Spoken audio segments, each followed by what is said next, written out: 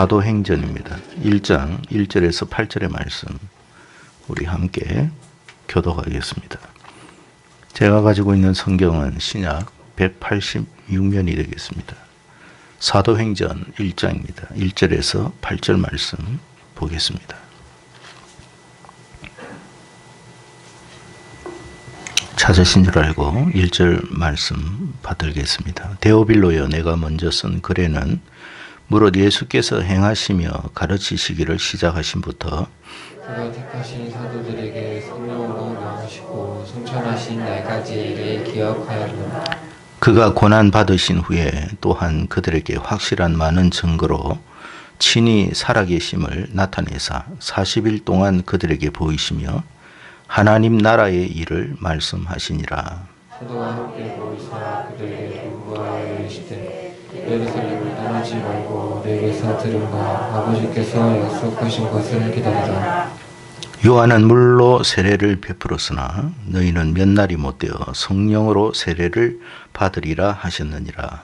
그들이 보냈을 때 예수께 여쭈어 이르되 주께서 이스라엘 나라를 회복하시니 때이나이까 하니 이르시되 때와 시기는 아버지께서 자기의 권한에 두셨으니 너희가 알 바 아니요 같이 읽습니다. 오직 성령이 너희에게 임하시면 너희가 권능을 받고 사마리아 땅끝까지 이르러. 아멘. 언제부터인가 우리나라에 흙수저, 금수저라는 말이 나오게 되었습니다. 왜 이런 말이 나오느냐 하면 세상 살아가는 것이 너무 쉽지가 않아서 그런 것 같아요. 점점 세상 살아가는 것이 힘들다 보니까 좀 힘있고 능력 있는 그런 어떤 부모님을 만난 사람들, 그런 사람들이 세상 살아가는 데는 좀 더 많은 도움을 받고 이 버겁지 않는 그런 삶을 살아갈 수 있기 때문에 이런 말들이 나오지 않았나 그런 생각을 합니다. 이왕이면 좀 능력이 있고 좀 가진 건 많고 그런 부모님을 만나면 사실 요즘 젊은 사람들이 살아가는 것이 참 세상 살아가기가 너무 힘들다라는 것을 우리가 잘 압니다. 물가가 보통 오른 것도 아니고 살아도 겨우 집 하나 장만하면서 살아가는 것이 사실 쉬운 일은 아닙니다. 그런 면에서 부모가 조금 자녀들에게 도움을 준다면 수월한 것은 사실일 것입니다. 그래서 흙수저라는 말이 나왔고 금수저라는 말이 나오는 것 같습니다. 그런데 여러분, 나는 흙수저다라고 생각되는 사람들이 아마 대부분일 것 같은데 그 흙수저보다도 더 못한 그런 처지의 사람이 여러분 있다는 것을 생각해 보신 적이 있습니까? 그 사람들은 누구냐 하면 바로 고아들입니다. 여러분, 우리가 부모가 없는 아이들을 고아라고 하잖아요. 고아들은 세상 살아가는 것이 우리가 흙수저 정도가 아니라 정말 그들은 치열하게 생존을 위해서 몸부림을 쳐야 합니다. 아무도 도와주는 사람도 없고 어떤 물질적인 도움만이 아니잖아요. 어떤 정서적인 도움, 그런 마음들을 나눌 만한 사람이 주변에는 아무도 없어요.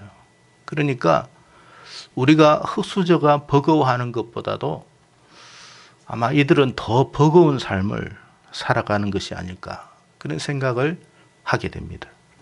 그래서 성경에서도 불쌍한 사람이라고 어떤 규정을 둔 사람들이 고아와 과부라고 칭하고 있습니다. 그만큼 세상을 사는 것이 버거운 거예요. 힘든 거예요. 근데 여러분, 우리가 이것이 어떤 현상적인 우리의 삶의 어떤 부분만 그런 것이 아니라 영적인 측면도 한번 생각해 볼 필요가 있다 하는 것입니다. 여러분, 영적인 측면에서 볼 때 우리가 고아로 살아간다면 어떨 것 같아요? 한 번쯤 그런 생각을 해보신 적이 있으신지는 모르지만 부모 없이 이 세상을, 이 삭막한 세상을 고아로 살아간다면 정말 여러분 너무나 힘든 삶을 살아가야 합니다. 어떤 사람들이 고아와 같은 사람이냐? 어떤 사람들이 그럴 것 같아요. 예. 성령이 없는 사람들입니다. 성령이 함께하지 않는 사람들은 마치 고아와 같은 사람들이에요. 예수님께서 부활 성천하신 이후에 성령님이 오셨어요. 근데 모든 사람에게 오신 게 아니에요. 그게 중요한 거예요. 근데 오늘 이 성령님께서 저와 여러분과 영원토록 함께 하기를 축복합니다. 왜냐하면 너무나 이 세상 살아가는 것이 버겁기 때문에 그런 거예요. 정서적으로 그렇고 영적으로 그렇고 우리의 삶이 넉넉하지가 않기 때문에 정말 우리를 옆에서 케어하고 이끌어주고 살펴주실 그 성령님이 함께해 주셔야 된다. 그런 이야기예요. 왜 제가 이 말씀을 드리느냐 하면 오늘은 성령 강림 주일입니다. 주님께서 성령을 우리에게 주시겠다고 약속하신 날이고 또 그 성령이 임하신 날이 오늘 이 날이에요. 그렇다면 성령님이 있는 사람과 없는 사람의 차이는 정말 여러분 상상할 수 없는 차이다.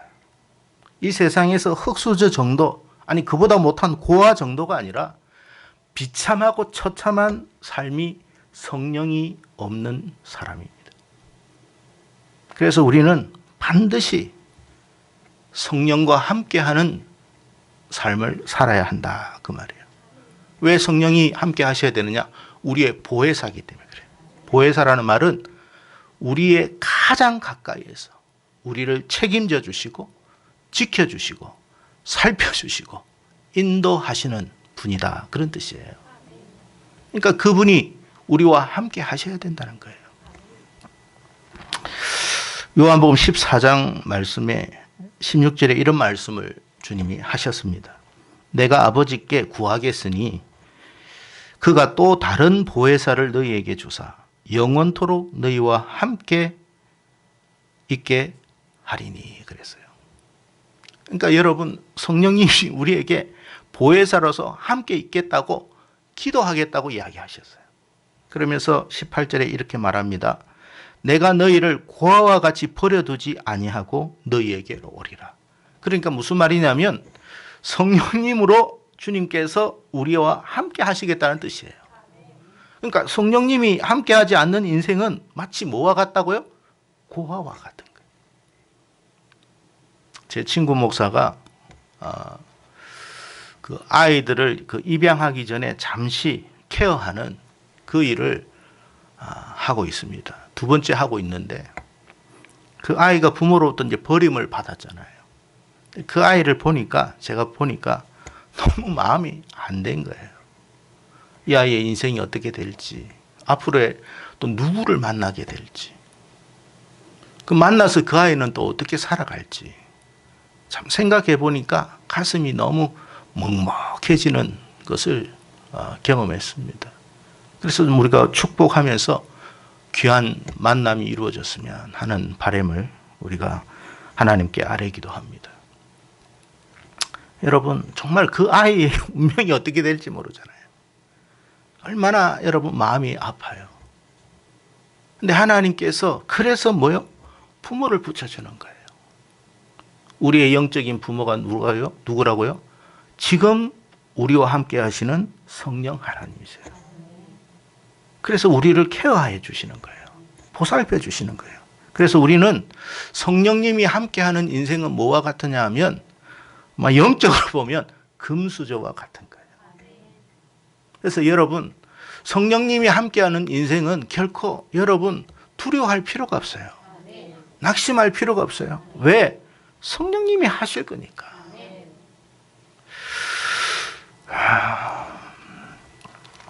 많은 사람들이 고아로 자란 경험이 없기 때문에 고아로 자란다는 게 뭔지를 잘 몰라요. 저도 마찬가지입니다. 근데 그 당사자의 입장에서는 얼마나 힘들고 고통스럽겠습니까? 여러분, 세상에 살아가면서 억울하고 원통한 일도 많이 겪을 수도 있고 답답한 일을 많이 겪을 수 있는데 누구한테 가가지고 하소연할 데가 없는 거예요. 저와 여러분은 아닌 말로 부모에게 짜증이라도 내지. 여러분, 짜증 낼 만한 대상도 없는 거예요. 얼마나 여러분 힘들겠습니까? 근데 하나님께서 우리의 부모가 되어주시면 다 받아주세요. 우리가 세상 살아가면서 이런저런 스트레스, 어려움, 여러 가지를 다 겪을 때 우리가 여러분 하나님 앞에 나와가지고 하소연하고 호소할 때 때로는 원망하고 불평하기도 할 때도 다 받아줍니다.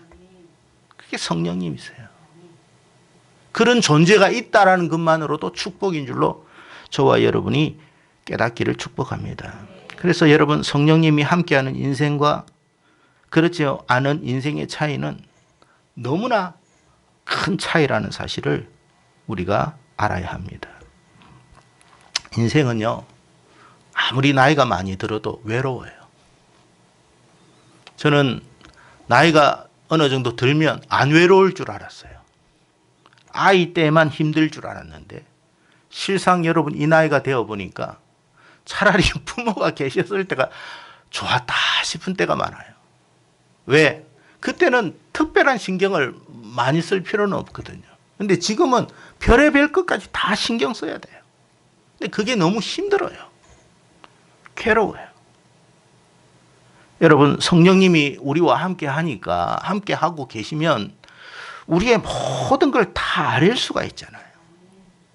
그래서 우리는 오늘 성령님이 우리에게 왜 필요하냐? 성령님 없이는 안 되기 때문에 그런 거예요. 오늘 본문에 주님께서 이같이 말씀하셨습니다. 8절에 보니 성령이 너희에게 임하시면 너희가 권능을 받을 것이다. 그러니까 왜 성령님이 필요하냐? 우리에게 권능을 하나님이 주시겠다 그랬어요.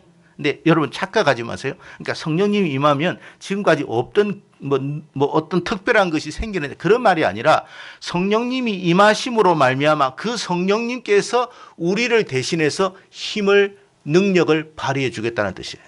이 권능이라는 뜻은 무슨 말이냐면 권세와 능력이라는 뜻입니다. 여러분, 어떤 권세와 능력을 받느냐 하면 하늘의 권세와 하늘의 능력을 받는다라는 거예요. 세상의 권세와 능력을 받는 사람, 여러분 한번 생각해 보세요. 얼마나 힘있게 살아갑니까? 야, 저 사람 줄이 있고 빽이 있어. 저 사람, 야, 자기 작은 아버지가 누군 줄 알아? 야, 저 사람 참 좋겠다. 왜? 그 힘이 있는 배경이 있으니까 그런 말을 하는 거예요. 근데 하물며 세상의 권세와 능력도 이러한데 하늘의 권세와 능력은 얼마나 대단하겠습니까? 근데 그 하늘의 권세와 능력을 우리에게 부어주시겠다. 성령님이 임함으로 그 말씀을 하시는 거예요. 그러니까 이 성령님의 권세와 능력을 받은 사람은 세상을 살아가면서 어떻게 살아가겠어요? 당당하고 힘있게 살아갈 수 있는 거예요. 왜 우리가 이렇게 움츠린 줄 아세요? 그 권세를 아직까지 못 받아서 그럴 수도 있어요.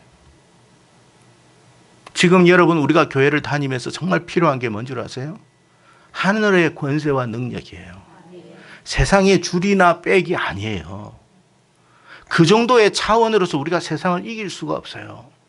하늘의 권세와 하늘의 능력을 주셔야 돼요. 그럴 때 이 세상을 이기는 거예요. 세상 감당할 수 없는 일들이 한두 가지가 아니잖아요. 근데 그걸 하나님께서 옆에서 케어해서 도와주시니까 우리가 이겨나가는 거예요. 그래서 우리는 성령이 필요하다. 그러면 자, 오늘 중요한 건 뭐냐면 이 성령을 우리가 받기 위해서, 성령과 함께 위해서는 어떻게 해야 되느냐, 그게 중요한 거예요.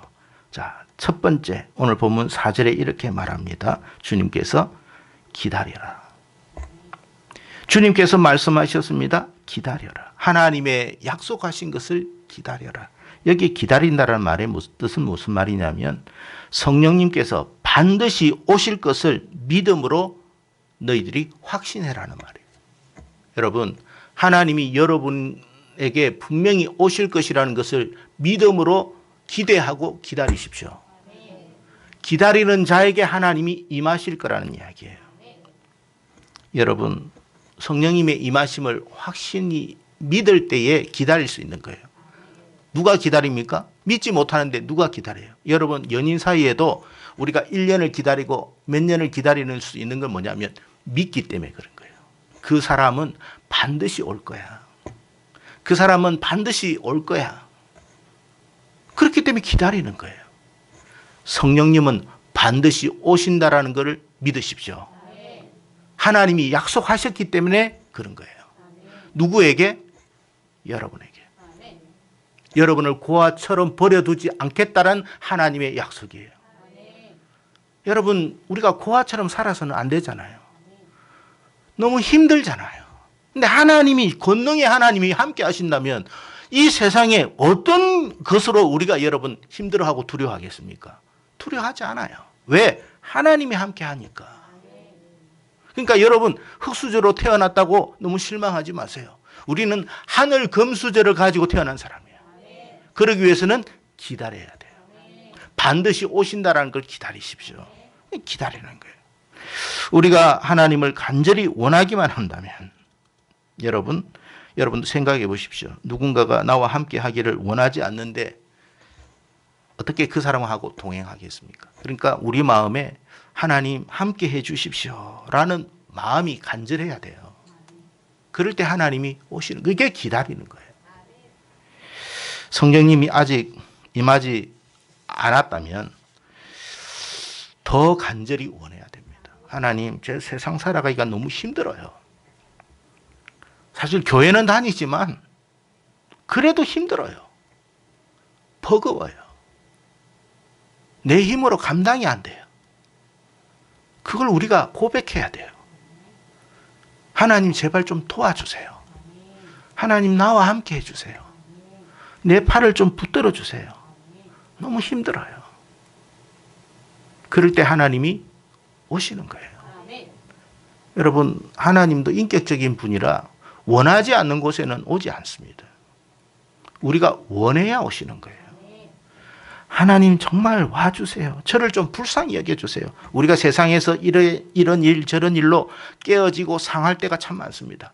하나님이 우리가 깨어지고 상할 때 정말 우리가 바라는 게 뭔 줄 아세요? 우리에게 기대하는 게 뭔 줄 아세요? 그렇기 때문에 하나님을 바라라는 마음이에요. 우리가 그렇게 깨어질 때 하나님이 아이고 참 안 됐다 그러고 지나가는 게 아니라 야, 성령님을 구해. 성령님을 구해. 그렇게 우리가 성령님 구하면 오십니다. 보혜사로 오실 것이다. 아직 여러분에게 하나님, 저는 성령님이 나에게 강하게 임한 것을 느끼지 못하고 있습니다. 만약에 그렇다면 실망하지 마세요. 실망하라는 말이 아니라 원하라는 거예요. 그러면 오십니다. 반드시 오십니다.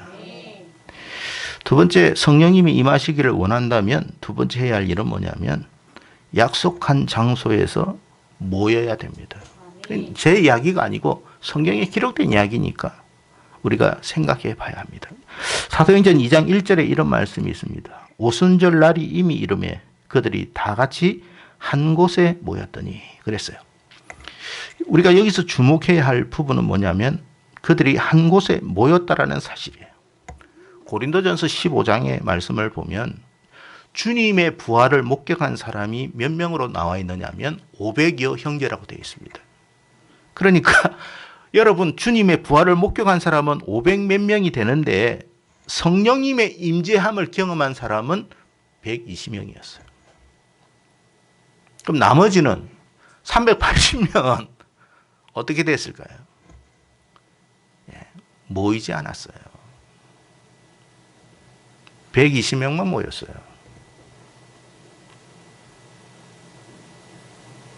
주님이 모여라고 했거든요. 근데 안 모였어요. 예수님의 부활을 목격 못했느냐? 목격했어요. 그런데 주님이 말씀하신 것을 행하지 않았어요. 우리가 왜 모여서 예배드립니까? 시간이 많아서 그런 거 아니에요. 할 일이 없어서, 정말 재미나는 게 없어서 여기에 모여 있는 게 아니에요. 우리는 주님의 약속을 기다리는 거예요. 뭐 저와 여러분이 여기에 모여가지고 무슨 세상에 어떤 재미나는 것을 하기 위해서 온 게 아니잖아요. 한 가지밖에 없어요. 성령님이 나에게 임해 달라는 거예요. 그 권세와 능력을 가진 그분이 나와 함께 해주기를 원해서 이 자리에 있는 거예요. 누구를 보기 위해서 온 것도 아니잖아요. 사실 멋있는 것은 세상에도 멋있는 사람 많아요. 재미나는 거 세상에 많아요. 근데 왜 여기에 우리가 모여야 합니까? 딱 한 가지예요. 주님의 약속하신 말을 믿기 때문에 그런 거예요. 그리고 그 성령님을 받고 싶어서 그런 거예요. 받으니까 어떻게 됐어요? 그 120명이 어떻게 됐다고 이야기합니까? 인생이 달라진 거예요. 받기 전의 모습과 받고 난 이후의 모습이 달라졌어요. 뭐가 달라졌습니까, 여러분? 그들의 학벌이 달라졌습니까? 그들의 어떤 형편이 달라졌습니까? 그들의 처지가 달라졌습니까? 하나도 달라진 게 없습니다. 그런데 그들의 심령이 달라졌습니다. 연약한 심령, 두려움에 쌓여있는 심령, 괴로움의 심령, 불안함의 심령, 근심의 심령이 변화되어서 기쁨으로 바뀌어졌어요. 성령이 임하시면 그렇게 되는 거예요. 우리의 학벌 안 바꿔줍니다, 여러분. 우리의 집안 형편 안 바꿔줘요. 성령이 임하니까 똑같은데 우리의 상태가 바뀐 거예요. 그게 신앙이에요. 세상이 왜 놀라는 줄 아세요? 우리의 학벌 보고 놀라는 줄 아세요?